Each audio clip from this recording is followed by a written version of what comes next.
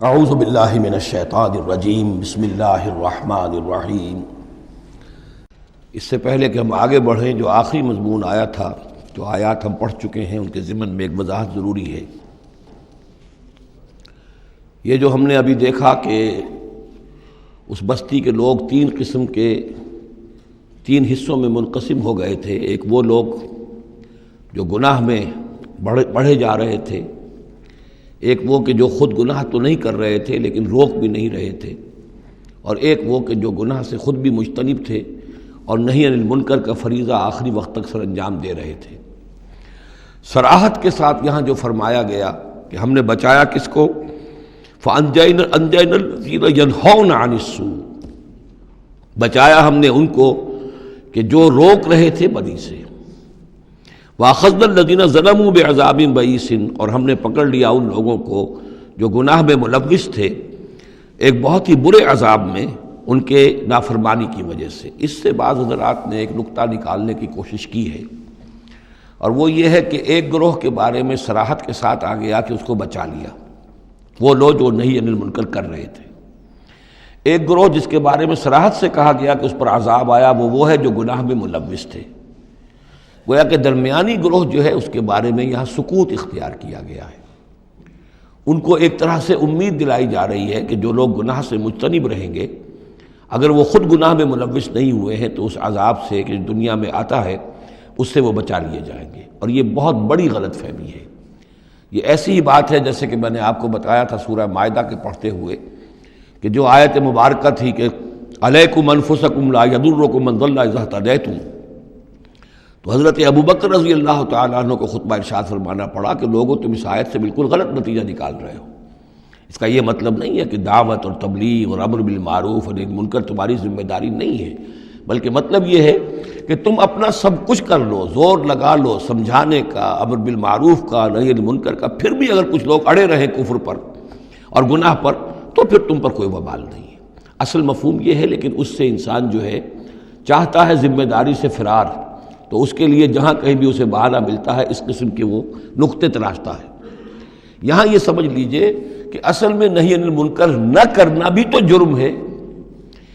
فَأَخَذْنَا الَّذِينَ ظَلَمُوا، ظلم جو لوگ ظلم کر رہے تھے، ایک دوہرا ظلم کر رہے تھے کہ گناہ میں ملوث بھی تھے اور اس میں ملوث تھے، اور دوسرے وہ لوگ تھے کہ جو اگرچہ ملوث نہیں تھے لیکن یہ کہ وہ روک نہیں رہے تھے۔ نہ روکنے کا جرم جو ہے یہ تو موجود ہے۔ اگر نہی عن المنکر فرض ہے، اگر یہ ذمہ داری ہے، تو نہ روکنا جو ہے یہ خود اپنی جگہ پر ایک جرم ہے۔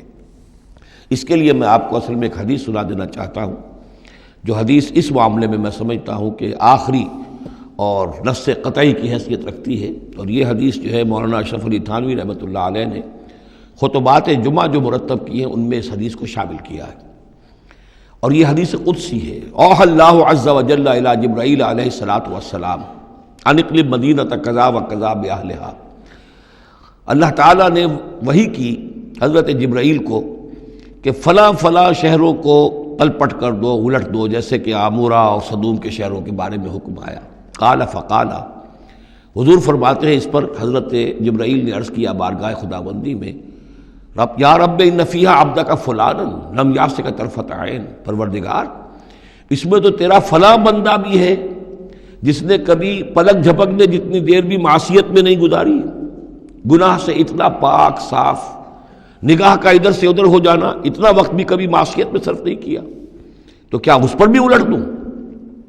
قال فقال، حضور نے فرمایا اس پر اللہ تعالیٰ نے ارشاد فرمایا اقلبھا علیہ وعلیہم، الٹو اس بستی کو، پہلے اس پر پھر دوسروں پر۔ وجہ کیا ہے؟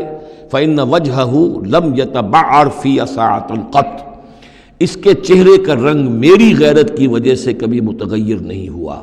یہ خود تو گناہ سے بچا رہا لیکن گناہ پھیلتے رہے، شریعت کی دھجیاں بکھرتی رہیں، اللہ تعالیٰ کے احکام کا مذاق اڑایا جاتا رہا، اور یہ اپنے دھندے میں لگا رہا، کاروبار میں لگا رہا، یا اپنے نوافل میں لگا رہا، مراقبوں میں لگا رہا، ذکر اذکار میں لگا رہا، تو یہ دوسروں سے بڑھ کر مجرم ہے۔